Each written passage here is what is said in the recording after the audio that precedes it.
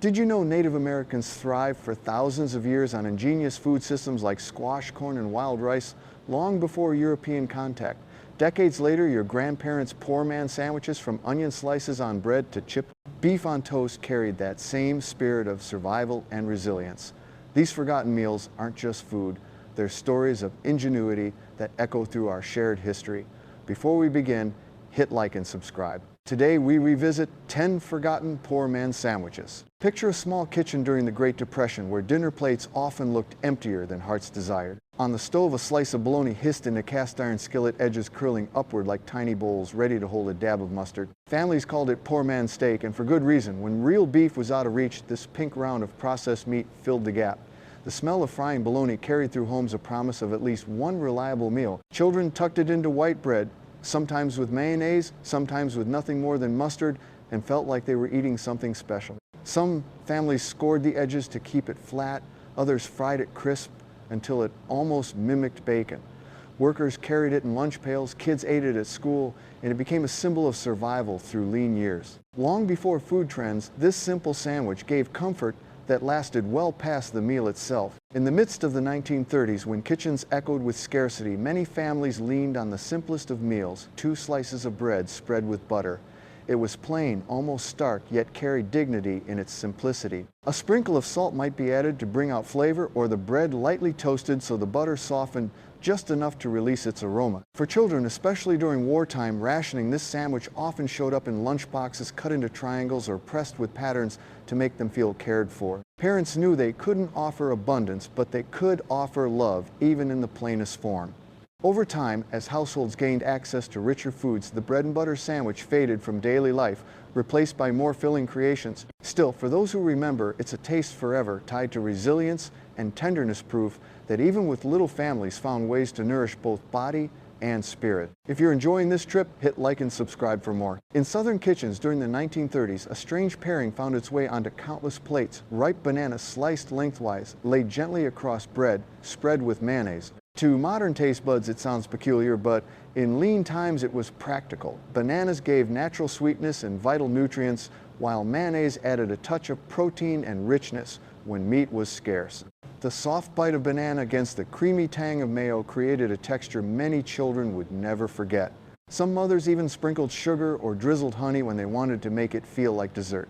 And of course, Elvis Presley helped make it legendary with his variation that added peanut butter. While this sandwich gradually vanished as taste shifted, for many who grew up in hard times, it remained a fond reminder of survival, wrapped in a curious but comforting flavor. Looking back at the first 3 bologna, bread and butter, and mayo with banana, each shows how families made the most of what little they had. Which one do you think you'd be brave enough to try today? Picture a coal miner in the early 1900s sitting down during a short break and unwrapping his lunch. Inside there was nothing more than slices of raw onion tucked between bread, spread with butter or a drizzle of vinegar. It was sharp, pungent, and unmistakable, yet it sustained thousands of workers through long days underground or in factory lines. Families had little money for meat, but onions were cheap and available all year. The trick was in the preparation, slicing them paper thin, sometimes soaking them in cold water to soften the bite before layering them onto bread. The flavor was bold, the crunch undeniable, and the smell so strong that no one dared to steal a miner's meal. Over time, as food choices widened and palates changed, the onion sandwich faded away. But for those who lived it, this humble creation was more than just food. It was strength and survival, packed between 2 slices of bread. Imagine a child in the 1940s opening their lunchbox to find the classic pairing peanut butter spread thick to the edges of soft bread, with jelly tucked sweetly in the center. Though now a staple of childhood, this sandwich began as a Depression-era solution when peanut butter offered affordable protein and homemade jellies stretched summer fruit into the colder months. By World War II, both peanut butter and jelly appeared on military ration lists, and soldiers carried the taste home, making it a nationwide favorite. Families adapted it to what they had: grape jelly in the Northeast, strawberry in the South, apple butter in Appalachia. Its magic lay in balance, sweet meeting salty, creamy, contrasting with fruity. Over time, it became more than a meal. It was comfort routine and a small joy children could count on. To this day, the PBJ endures as one of America's most enduring food memories, born from thrift but embraced as tradition. In the 1930s, when cupboards were truly bare, some families turned to what little they had: 2 slices of bread with a thin smear of ketchup between them. For children, it often felt like a treat, a burst of tangy, sweet tomato flavor that transformed plain bread into something almost magical. Parents would sometimes toast the bread to give it more weight, or even sprinkle a pinch of sugar to make it taste like dessert. In certain school cafeterias, ketchup sandwiches even appeared on the menu during the hardest years of the Depression. For many who grew up in those lean times, the memory of that simple combination lingered long after life improved. Though it faded from kitchens as abundance returned, it remained a symbol of resilience, how families could create comfort from almost nothing. If you're enjoying this trip, hit like and subscribe for more. On a cold morning in the Appalachian Hills, a farm family might sit down to a breakfast that looked shockingly plain to us today. Bread spread with lard, sometimes dusted with a pinch of salt or sugar depending on whether they craved savory or sweet. In an era when every calorie mattered, lard was not waste, it was survival.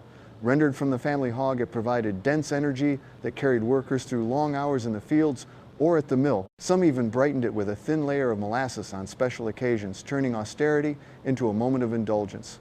The flavor was simple, the texture smooth, and the warmth it brought was unmistakable. Though this sandwich disappeared as diet shifted toward leaner foods and health concerns grew, its memory endures as a testament to how families once turned scraps into sustenance, ensuring that no part of an animal and no ounce of effort went to waste. Picture a sweltering summer afternoon in the countryside during the 1930s.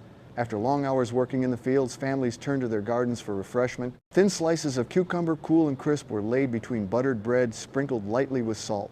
It wasn't luxurious, but biting into that chilled crunch was like tasting relief itself. For farm workers and children alike, cucumber sandwiches offered hydration and freshness in a season when heavy, starchy meals dominated. Sometimes dill or vinegar was added if available, but even plain, the taste carried the coolness of the garden straight to the table. While this sandwich is later remembered as something fancy in English tea culture, its American roots were grounded in poverty, where even the simplest homegrown vegetable could bring a moment of delight. Over time, more filling options replaced it, but for those who lived those summers, the cucumber sandwich was a little slice of green comfort in a world of gray. Think of a summer garden in the 1940s vines, heavy with tomatoes still warm from the Sunday. Families would slice them thick and lay them on fresh bread, adding just a touch of salt and pepper. Some spread mayonnaise, others preferred butter, but the real star was the tomato itself, juicy, messy, and bursting with flavor.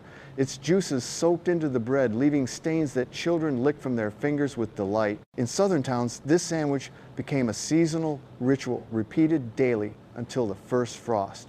It wasn't about luxury, but about honoring what the garden gave, making abundance out of scarcity. As supermarkets brought year-round produce, the anticipation of that first ripe tomato lost its magic and the ritual faded. Yet, for those who remember, the taste of a sun-warmed tomato sandwich is forever tied to family porches, cicadas in the heat, and the sweet slowness of summer afternoons. Looking back at cucumber and tomato sandwiches alongside the earlier lard creation, each shows how fresh or humble ingredients carried families through.